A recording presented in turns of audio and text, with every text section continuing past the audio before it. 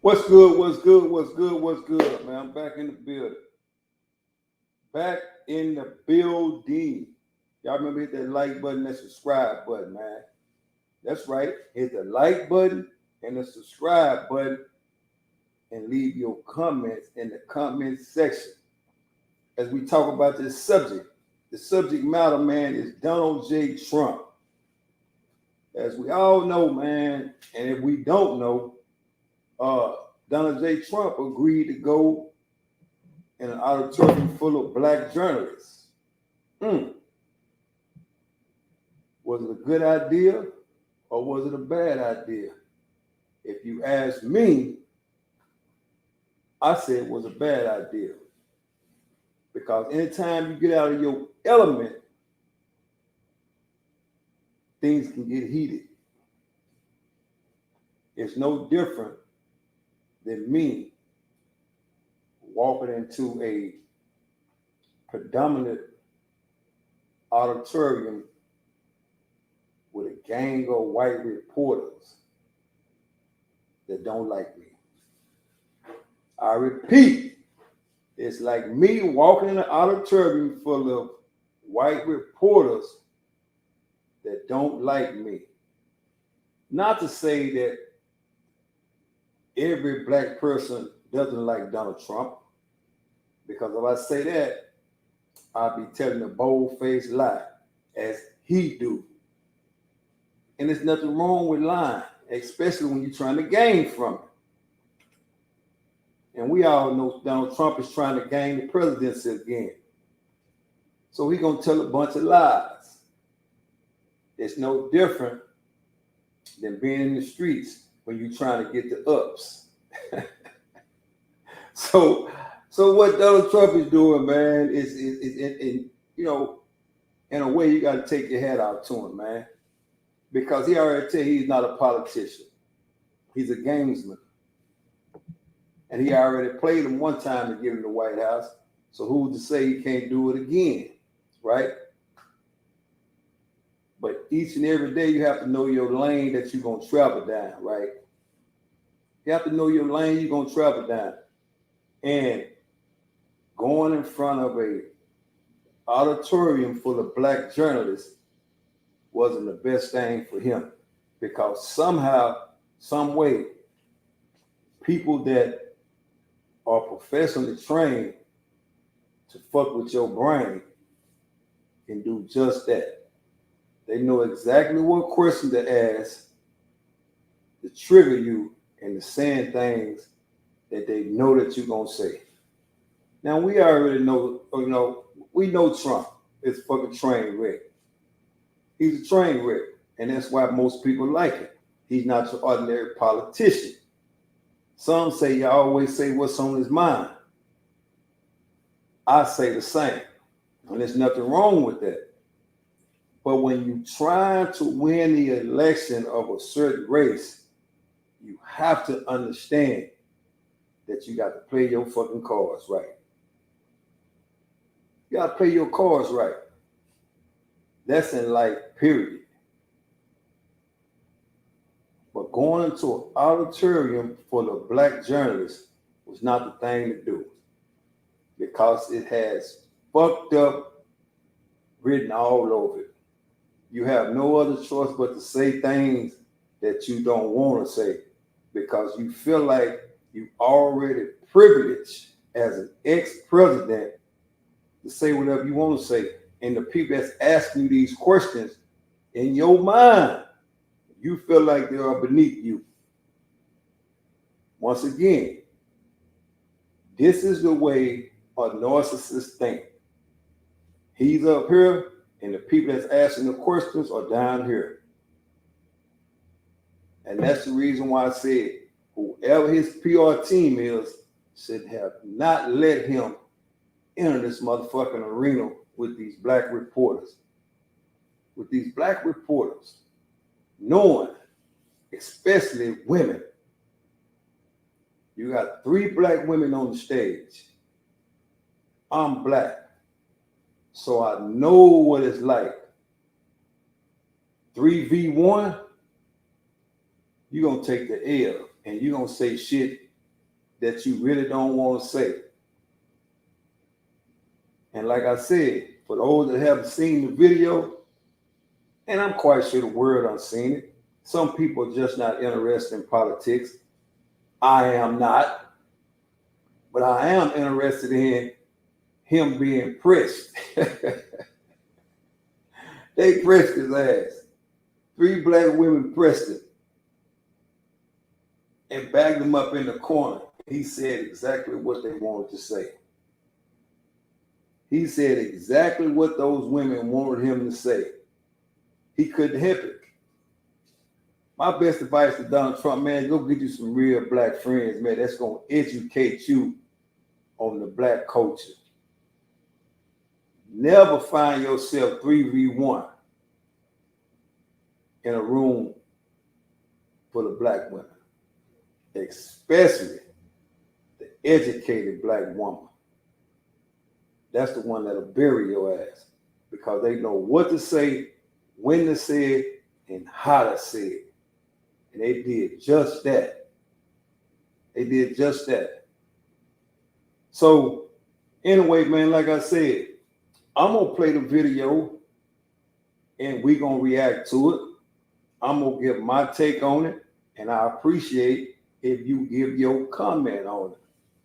And for those that's voting for Kamala, shout out to you. For those that's voting for Trump, shout out to you. But nevertheless,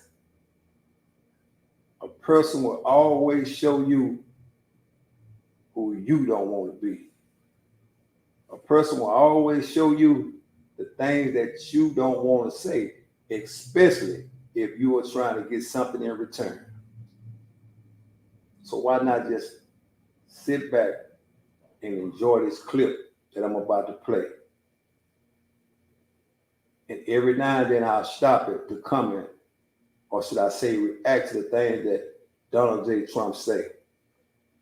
Once again, he'll tell you he's not a politician, or should I say he's not the ordinary politician. He's a businessman. And his resume, his resume don't transfer that too well, man. Some say he's a failed businessman, but I'll say this: he's not on the street corner begging. So at some time and point, he's accomplished something, man. But to each his own, man. Let's check this video out. News senior congressional correspondent Rachel Scott.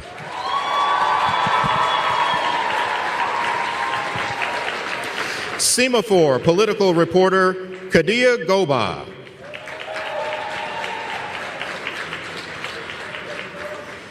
And anchor of the Faulkner Focus and co-host of Outnumbered on Fox News, Harris Faulkner.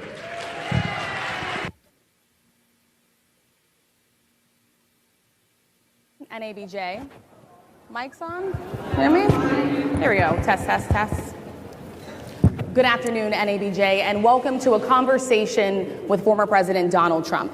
This discussion continues a decades-long tradition during election years of inviting journalists to discuss the policies and their impact with the candidates who are running for president, and the impact of those policies, especially in Black communities. Former Presidents George W. Bush, Barack Obama, and Bill Clinton have attended the NABJ conventions either as presidents or as presidential candidates in past years. NABJ is currently in conversation with Vice President Kamala Harris's team to schedule a Q&A either in person or virtually in September. As journalists, we use opportunities like these both to inform our reporting, but also to help voters understand the choices that they face in a consequential and historic election year. NABJ has partnered with PolitiFact to fact-check this conversation in real time. You can access that feed on social media using the hashtag NABJFactCheck. Again, the hashtag is NABJFactCheck. We have a lot to get to, and we do not want to waste any time, so let's bring out the former President of the United States, the Republican nominee for president, former President Donald Trump.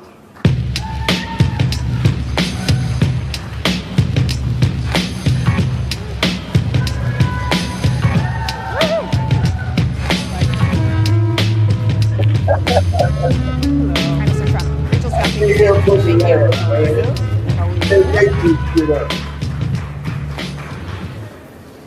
Mr. President, we so appreciate you giving us an hour of your time. I want to start by addressing the elephant in the room, sir. A lot of people did not think it was appropriate for you to be here today. You have pushed false claims about some of your rivals, from Nikki Haley to former President Barack Obama, saying that they were not born in the United States, which is not true. You have told 4 congresswomen of color who were American citizens to go back to where they came from. You have used words like animal and rabid to describe black district attorneys. You've attacked black journalists, calling them a loser, saying the questions that they ask are, quote, stupid and racist. You've had dinner with a white supremacist at your Mar-a-Lago resort. So my question, sir, now that you are asking black supporters to vote for you, why should black voters trust you after you have used language like that? Well, first of all, I don't think I've ever been asked a question in such a horrible manner. First question. You don't even say, hello, how are you?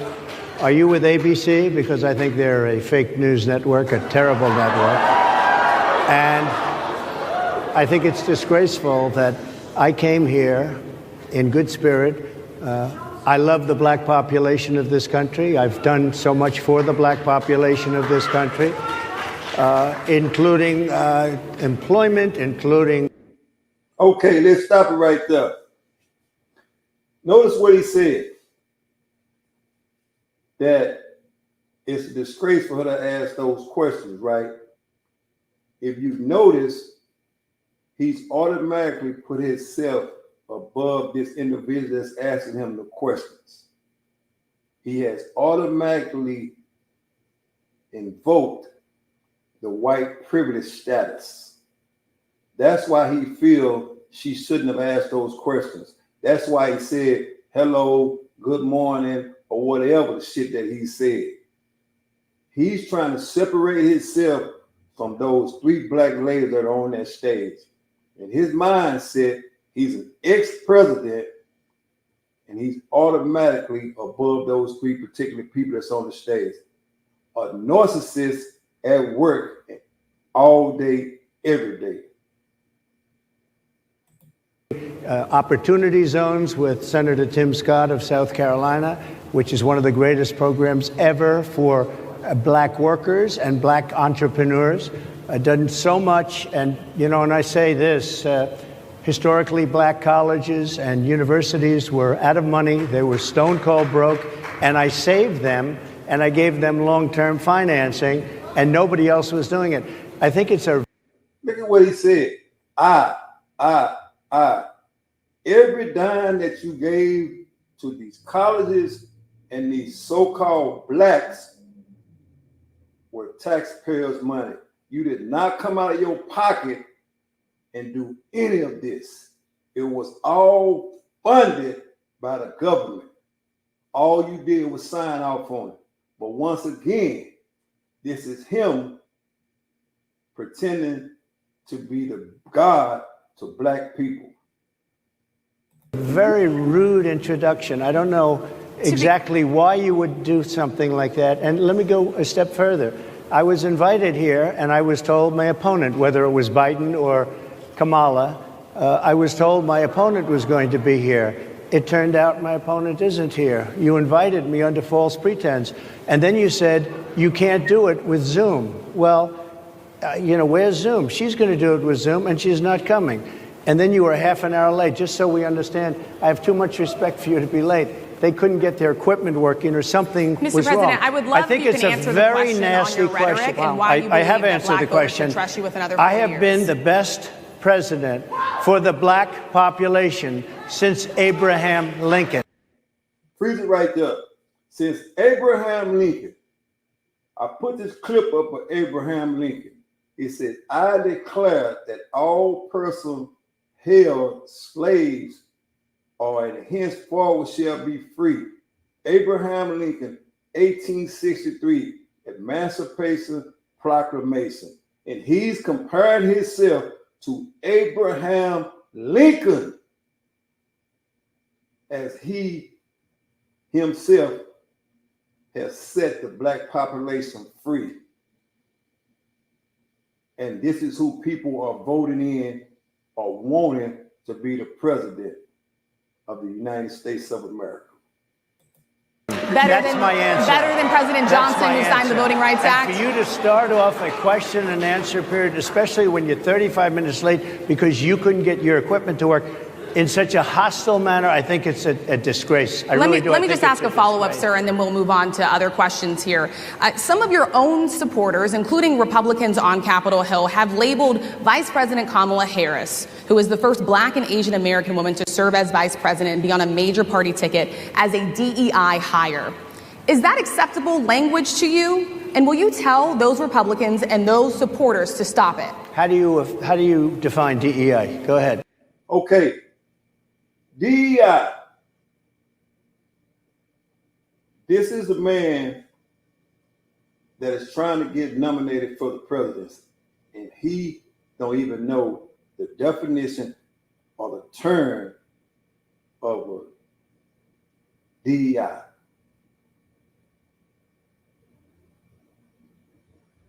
Donald J. Trump is his name. How do you define diversity, equity, inclusion? Okay, yeah, go ahead. Is that what your definition? That is give me a literally definition the words then. Would you give me a definition DEI. of that? Give me a definition of that. Sir, I'm asking you a question, No, a you very have to direct define question. it. Define it for me, if you would. I just defined it, sir. Do you believe that Vice President Kamala Harris is only on the ticket because she is a Black woman? Well, I can say no. I think it's maybe a little bit different. So I've known her a long time indirectly, not directly very much, and she was always of Indian heritage, and she was only promoting Indian heritage. I didn't know she was Black until a number of years ago when she happened to turn Black, and now she wants to be known as Black. So I don't know, is she Indian or is she Black? She has always But you know identified what? as a Black woman. I She went to a respect historically either Black one. college. I respect either one, but she obviously doesn't, because she was Indian all the way, and then all of a sudden she made a turn and she became a Black person. Just to be clear, sir. This is Donald J. Trump at his finest. Right now he's playing hit games, and we all know that he's good at that. He's a very manipulative person. And this is what he's doing now. He's trying to manipulate the conversation that has been articulated by the Black journalist that's on the stage. Like I said, he is a narcissist. And there's nothing wrong with that. There's nothing wrong with you being confident in your own skin. But right now on this stage, he's intimidated. And this is the reason why he's acting out and the way he's acting out. He's very much intimidated by an intelligent Black woman. Do you I think somebody should look into that too when you continue in a very hostile, nasty tone. It's a direct question, sir. Do you believe that Vice President Kamala Harris is a DEI hire, as some Republicans I really don't have know. said? I mean, I really don't know. Could be. There are some, and there are plenty. I know this lady right over there, Harris, is a fantastic person who just interviewed me at length. And we had a great interview, I think, and I heard you got very good ratings on that. Well, interview. you told me it was the longest one of your life, so we had a good discussion. Look, I want to talk about why you're here today. I mean, it is not lost on us. Okay, but listen to that. So he directed his attention on the lady on the end. She entertained it for a few minutes.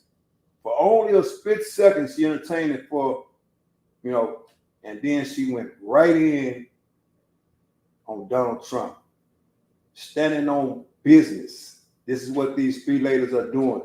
And he's very uncomfortable at this time. Why?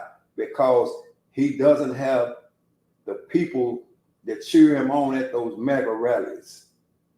This is not his crowd. People are not laughing at everything he said. So he's very uncomfortable right now.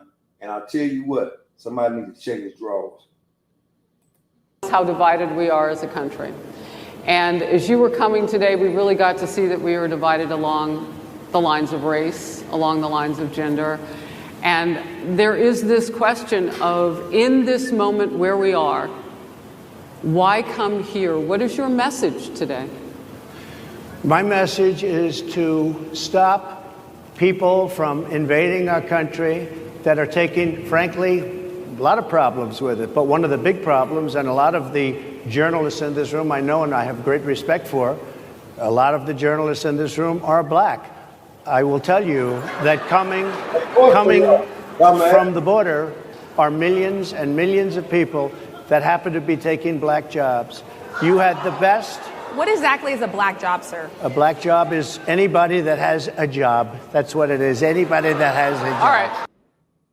Look what he said when she asked him, what is a black job? He had no response other than to say, anybody that has a job. Anybody that has a job. The immigrants and his whatever other race or ethnicity that's coming to this country illegal or taking the black jobs. At this point in time, you have to understand the triggeration and the words that he uses to divide people. At this particular time, what he said, they are taking the black jobs. He has put a wedge in between black and immigrants. If you can't see this, you are blind. It's called divide and conquer. This man has been doing this for a very long time. And they're taking the employment away from black people. Enough of that. Enough of that. Like I said, to each his own, whether you vote for Kamala or whether you vote for Trump. But I will say this, wherever you go, there you are. Wherever you go, there you are. How can you run the country as a president if you cannot stand up under the pressure of 3 female journalists? How? But once again, it is what it is. And we live in today's society where people are entertained by attention. I got to give Donald J. Trump one thing. He will sell out an arena. He will bring the racist people of the world together in one particular place. However, this showed you that when he gets put in an uncomfortable situation, he always resorts back to divide and conquer. The proof is in the pudding. So vote for who you vote for. And understand that once it goes to the ballot box, it's over. I remember hit that like button and that subscribe button. Salute.